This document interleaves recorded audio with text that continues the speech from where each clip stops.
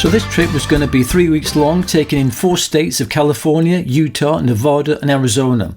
And it was to celebrate 2 joint big birthdays, so we decided we weren't going to skimp on anything. So we started with a couple of days in Long Beach where we picked up our rental bikes, and then the first stop was Pismo Beach. Then on to Carmel before spending 3 nights in San Francisco to meet up with Sue's daughter Jenna. From there we headed to Yosemite National Park and then on to Mammoth Lakes. We crossed into Nevada for a night in Beatty and stayed at the Death Valley Inn before heading for a 2-night stay in Las Vegas. From Vegas on to Kanab in Utah before a 2-night stay in Kayenta and the stunning Monument Valley. Then we headed south to Williams in Arizona where we picked up Route 66, which we followed all the way to Laughlin, back in Nevada, before heading to California again for a 1-night stay in Palm Springs and then to our final leg back to Long Beach. So that was the proposed route, but what about packing for such a trip? We often travel for 2 weeks, but somehow packing for an extra week seemed a tad daunting. We'd carefully worked out what we needed to go into our 2 suitcases and 2 hand luggage wheelies, but actually packing everything we thought we might need presented a bit of a challenge. Over the years we've been riding, I've got used to not being able to empty my wardrobe into a pannier, so clothing wasn't actually a problem. But in our planning, we'd read that we could experience everything from a cool and damp 15 degrees in San Francisco to a very sweaty 43 degrees in Arizona. So taking rainproof ruckers and light airy mesh trousers and jackets were a must. Our textiles and aquapack took up an entire suitcase. Clothing and toiletries filled the second, so helmets, tools and Bryce tech had to be carried in our hand luggage. As it turned out, it all fitted just fine.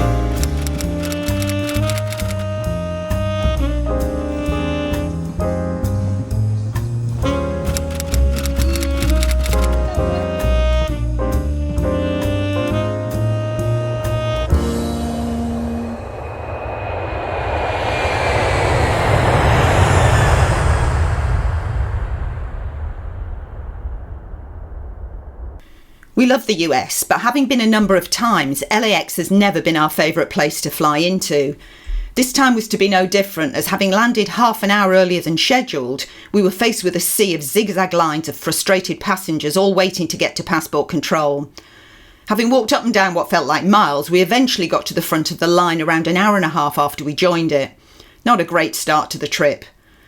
Whilst there are taxis available at the airport, Bri had pre-booked transport to our hotel in Long Beach, which certainly saved us another long wait in line. So we jumped into our cab and half an hour later arrived at a hotel in Long Beach. We're at the Marriott downtown in Long Beach. And there's the Queen Mary over there. As soon as we checked in, Sue ordered an Uber and we went off to MotoQuest to drop off the sat-nav so they could install it so that everything would be ready for the following day and all we had to do was pick up the bikes. We're here at MotoQuest, Long Beach, the day before we're due to pick up the bikes, just to drop off the sat-navs for installation. The bikes we decided to rent from MotoQuest was a BMW 1250 GS for me and a 750 GS for Sue. However, when I arrived there, it turns out they'd upgraded me to a new 1300 GS. Operate the beast. Luckily, Sue's got a lovely little 750 GS. Nice colours as well. Yeah, it's lovely.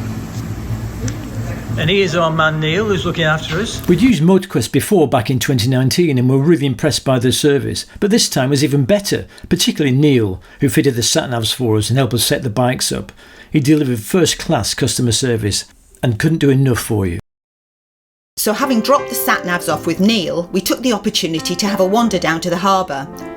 We deliberately booked a couple of days in Long Beach to get over the long flight, give us the time to get the bikes fitted with all the tech, and to see a little of the area before setting off on our adventure.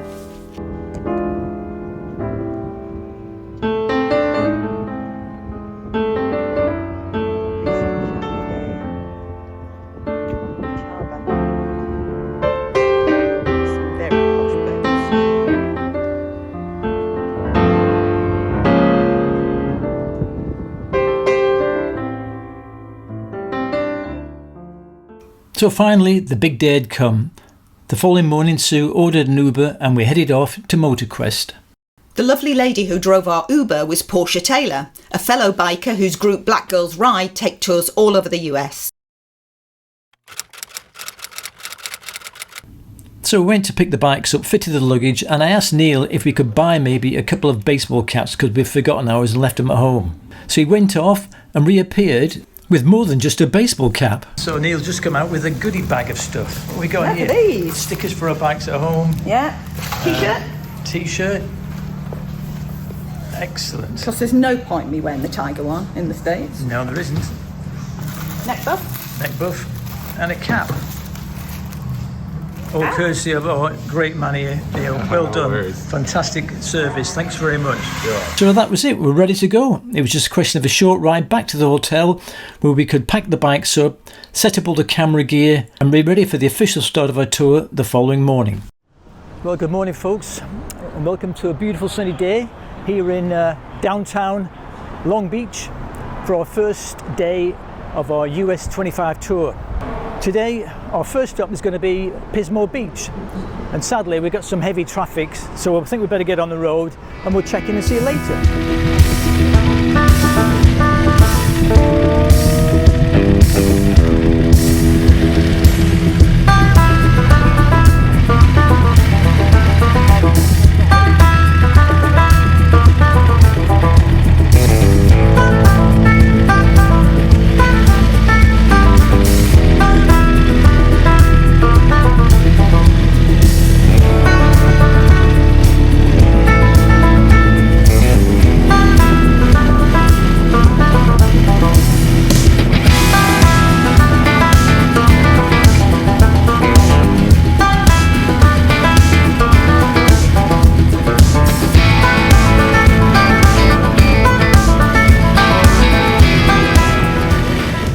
And so we set off on our American adventure, and the first stop is going to be Pismo Beach. When we planned this route about 2 or 3 years ago, the original plan was to ride from Long Beach all the way up the magnificent Pacific Coast Highway 1. Unfortunately, in the interim period, a huge section of the coastal road has been closed for reconstruction following several landslides. So we're a bit limited, unfortunately, to how much of the coast road we could actually ride, but we knew we could pick it up at Ventura. However, getting there and getting out of the environs of Long Beach and LA unfortunately meant spending some time on those incredibly dull freeways.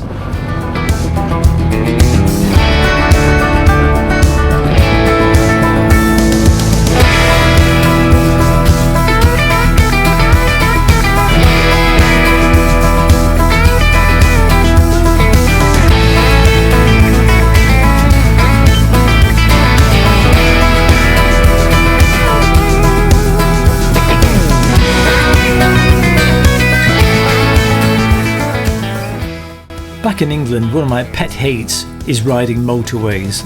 But surprisingly, when you're in a different country, riding these kind of freeways with a different landscape, it's actually not that bad for a while.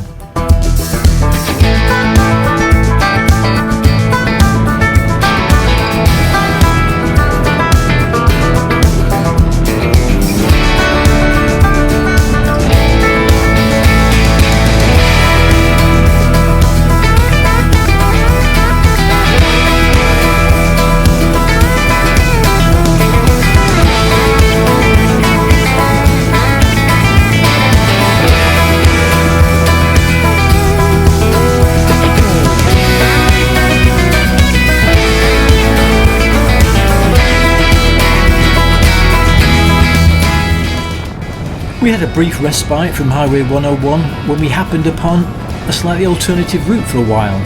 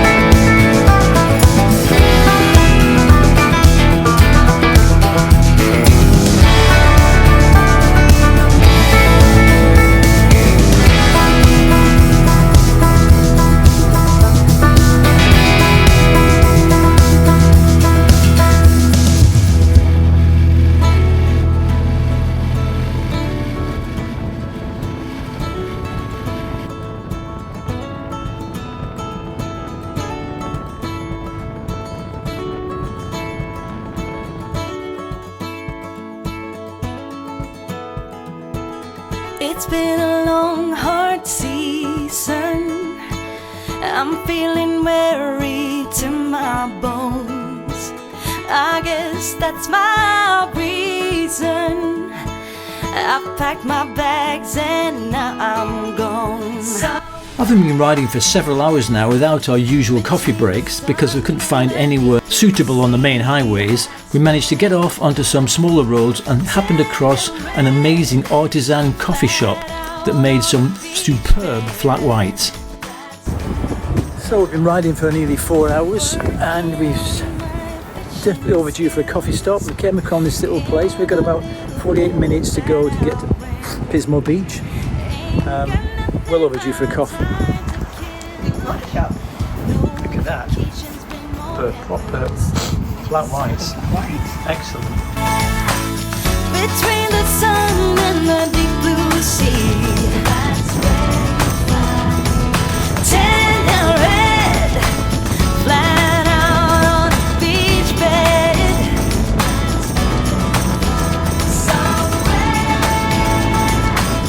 Between the sun and the deep blue sea, my feet in the sand, green umbrella drink in my hand.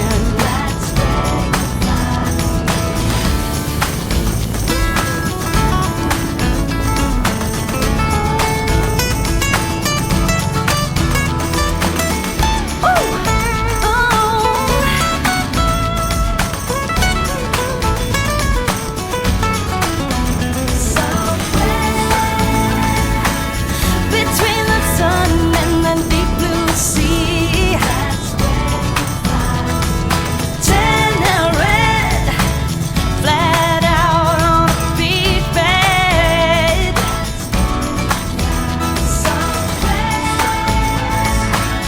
Between the sun and the deep blue sea, my feet in the sand, green umbrella drink in my hand. So if you must, oh, if you need me, between the sun and the deep blue sea. Pismo Beach is known as a classic beach town, located halfway between San Francisco and Los Angeles along the Pacific Coast and 101 highways. It's famous for its beautiful white sandy beaches and incredible sunsets. And apparently it's also known as the clam capital of the world. So maybe we'll try some clam chowder tonight.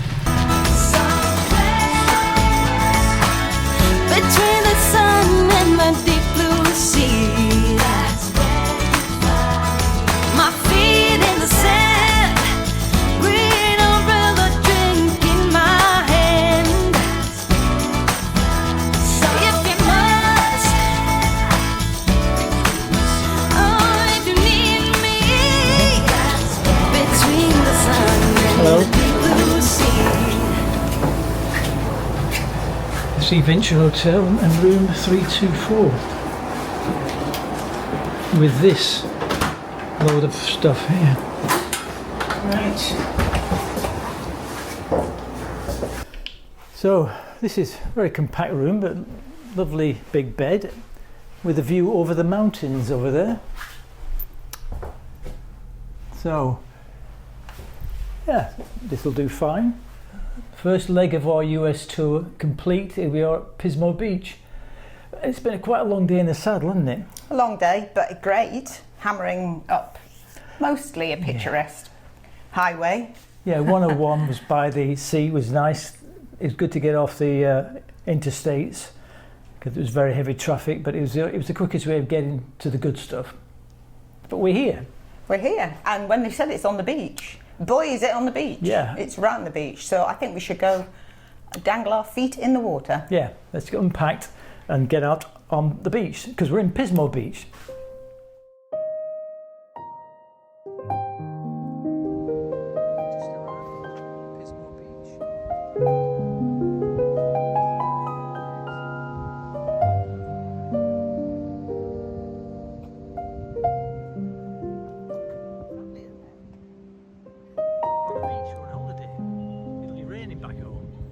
It will.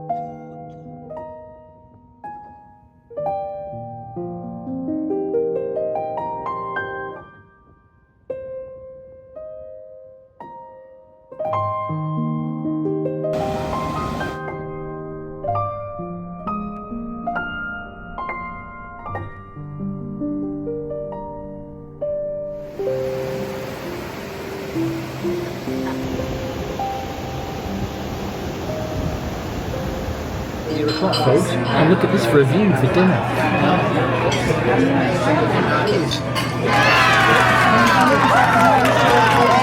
Starter, clam chowder. There's a surprise. Right by the sea. Look at that. And it looks fantastic. Let's get into it. A lot since that awful Budweiser, Bud Light and Coors Light. This is a fantastic hoppy IPA.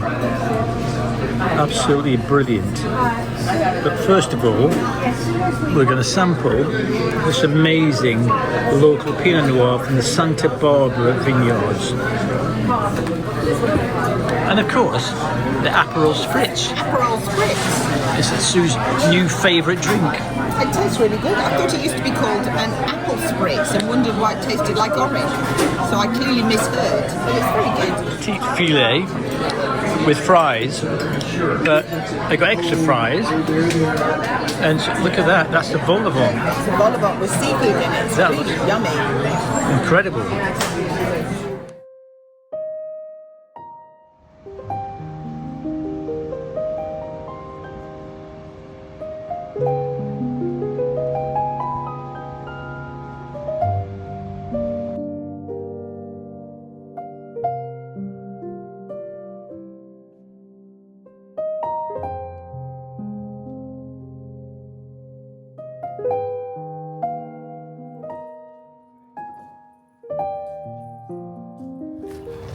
Good morning, folks, and it's a glorious day here in Pismo Beach, and we're just heading off to find a quick coffee before we pack the bikes up and head off to our second stop of Carmel. We did some research and found out that a couple of blocks away from the hotel there was a little cafe with a top barista set up in a surf shop, so we had to go and check it out.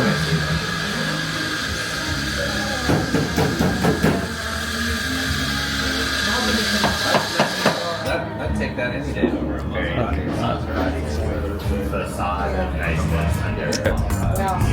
That's lovely. Unless you find a nice spot in San Francisco. Excellent, thank you. And excellent coffee it was too.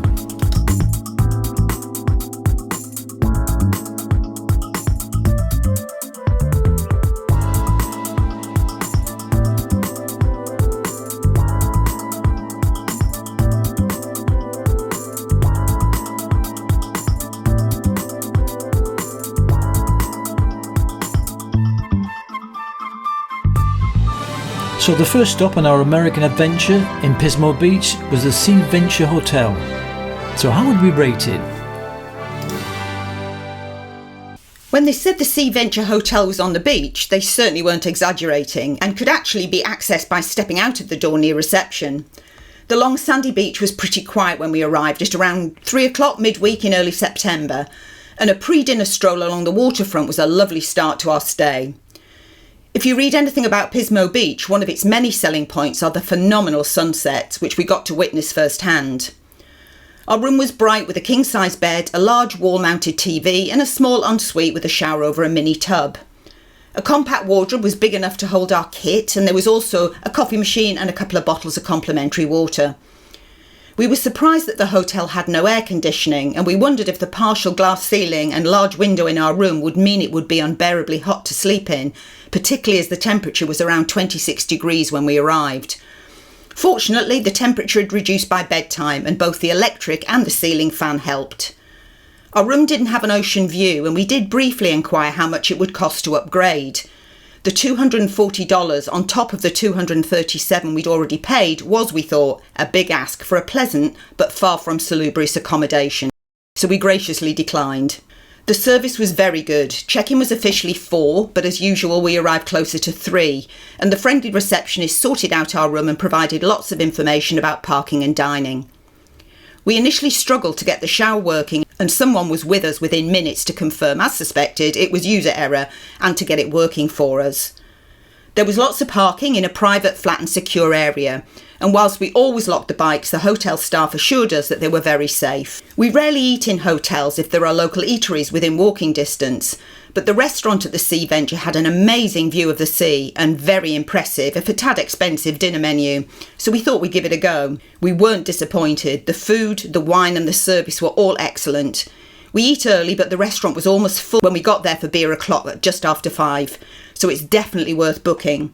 The hotel is graded 3 on booking.com. We had a nice stay at Pismo Beach and it was a convenient stop off on our way up the west coast. Whoa, what a great night at Pismo Beach. We had a lovely walk along the beach and a great meal, and now we're off to Carmel. See you on the road. But right now we need some fuel, and according to Google Maps there should be a petrol station somewhere round the next block.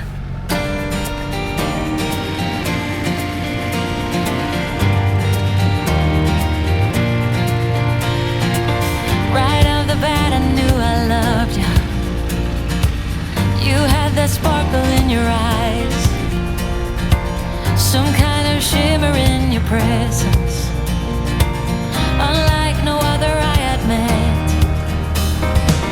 You got me spinning out of context, not really sure what I should do.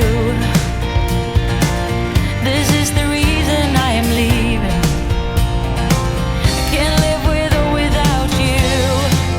Oh, won't you sing to me?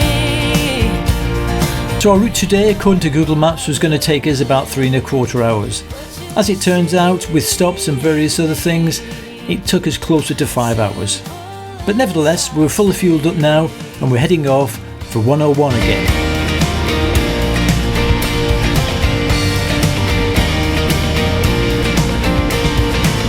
No need to overanalyze it.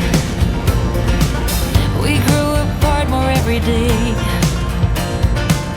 When times get rough, I try to tell you we need a fight in every way. No hugs, no kisses could protect us from what the future had in store. Love is a flicker in the distance. Oh, you try to grab it and it's gone. Won't you sing to me? There ain't no other way but just sing to me. Simple as I say.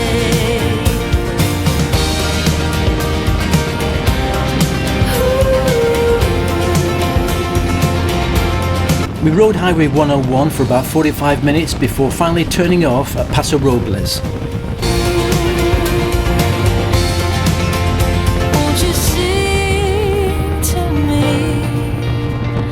There ain't no other way but to sing to me.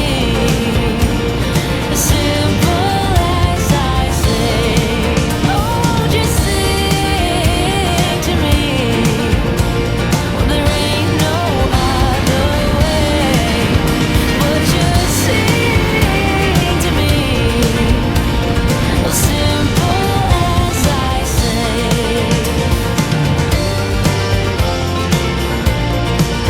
Oh, simple as I say.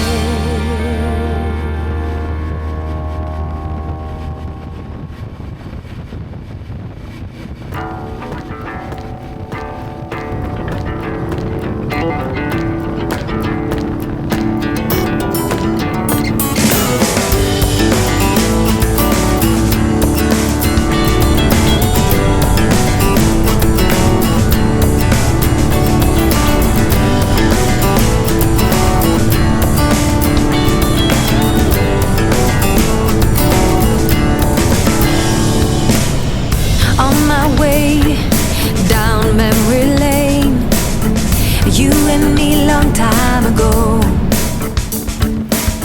and we were teens with tremendous dreams, always playing king and queen.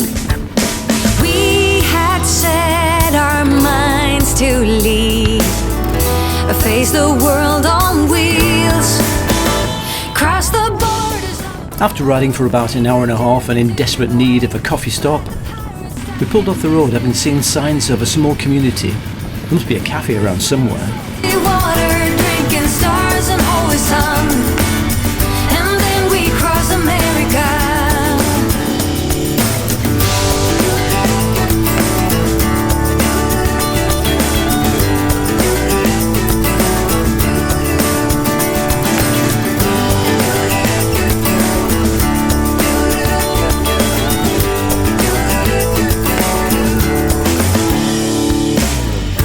looking back about 20 years or so.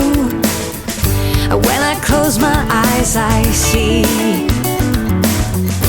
how we all were tripping with beliefs. Ooh, and our hearts were young and free. We had set our minds to leave, face the world on wheels, cross the borders of Morocco, take a journey to Dubai, fight the pirates stuck in Disneyland Paris, take a swim in salty water, drinking stars and holy sun, and then we cross America. Cross the borders of Morocco, take a journey to Dubai. Is it warm enough for you? Oh, it's lovely. Yeah, it was a bit chilly earlier on, but it's lovely now. Cross America, swim in salty water, drinking stars and holy sun, and then we cross America.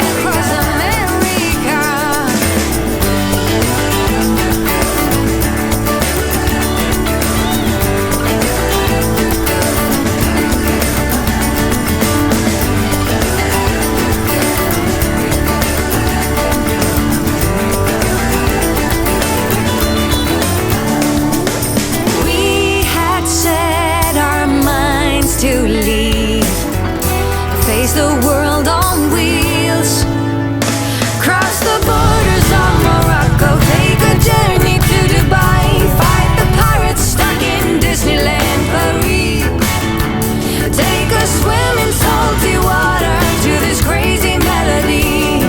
Oh, and then we cross America.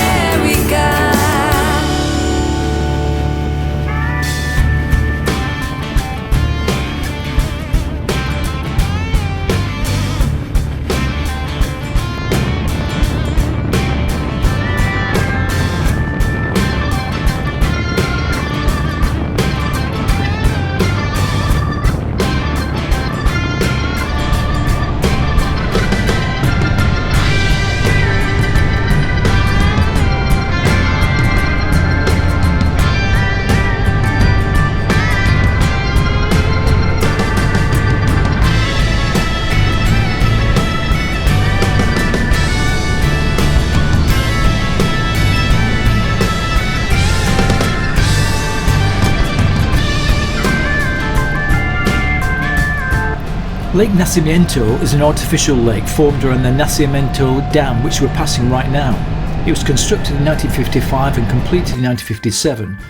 The dam's purpose is to provide irrigation and groundwater for the farms and other agricultural activities in the area. But it also provides the ultimate destination for boating and water sports such as water skiing, wakeboarding, jet skiing, wake surfing.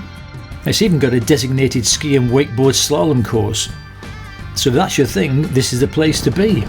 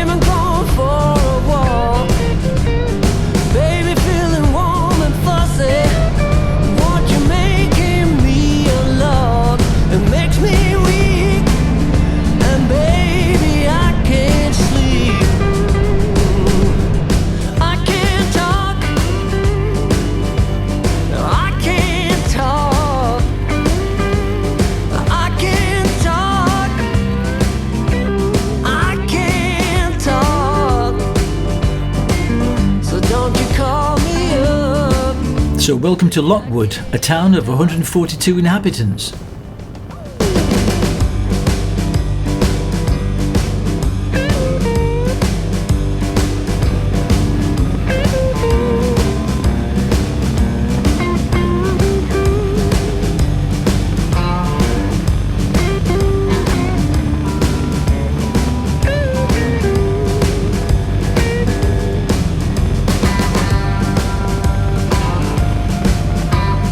About an hour away from Carmel, near a little town called Pine Canyon, we thought it was an opportune time to stop and get fueled up just before we get back on Highway 101.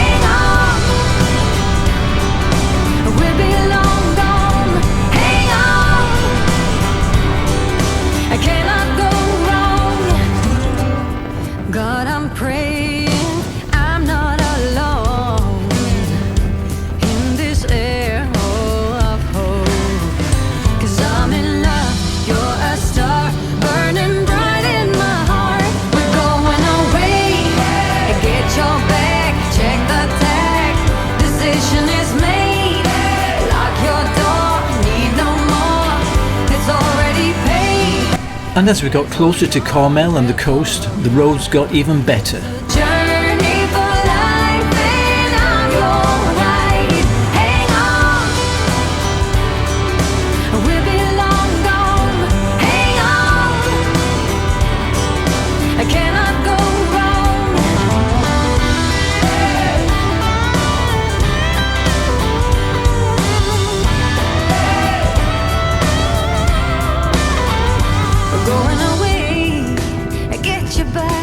Check the tag, journey for life, and it's already paid. Cancel your mail for a while. It's a journey for life, and I'm alright. Hang on, we'll be long gone. Hang on, I can't.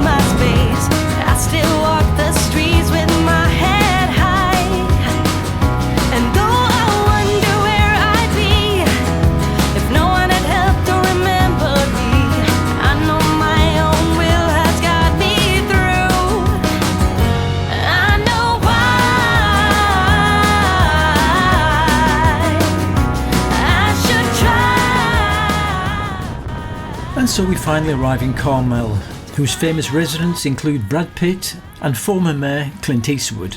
But if you're visiting, it's always good to be aware that it's illegal to wear high heels in town without a permit. So there you have it.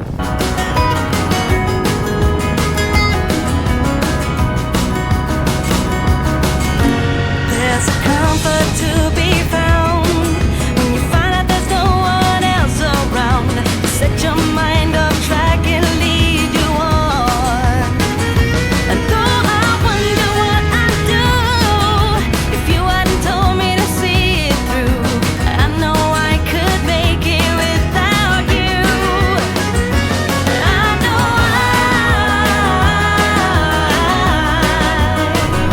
I should try to find out why I feel so high.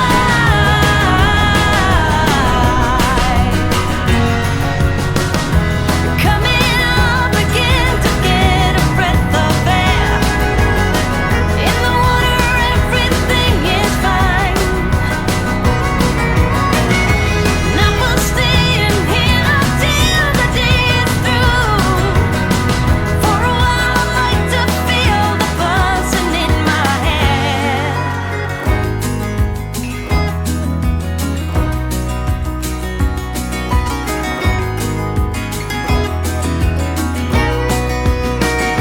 I know why I should try to find out why I feel so high.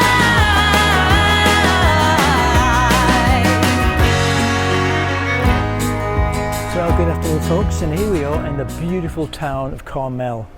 The weather has been lovely all day, we've had a great ride. So let's go and check out our room. Later on we're going to wander down to the beach, and after that we're going to find the Hog's Breath Inn and see if Clint's in, because when I came here in 2010 he wasn't. So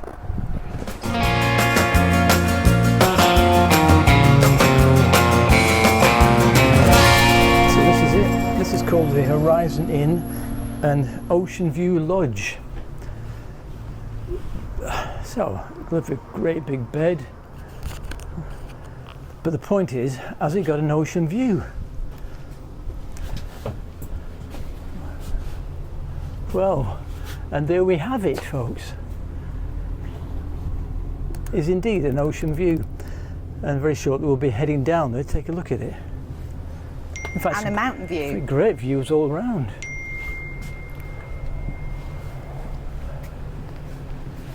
Wow.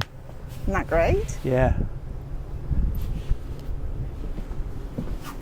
Lovely. So yes, nice big spacious room, fridge, big flat screen TV, etc. Bathroom with a small tub and shower. Now is get changed out of this sweaty gear, go wander around the beautiful town of Carmel, head for the beach, and then later on tonight the Hog's Breath Inn to see if Clint Eastwood's going to be there. Yeah. Because he avoided me 10 years, no, in 2010. How many years ago was that? At the 15, darling. Yeah, 15 years, and he's still alive. So let's go find him.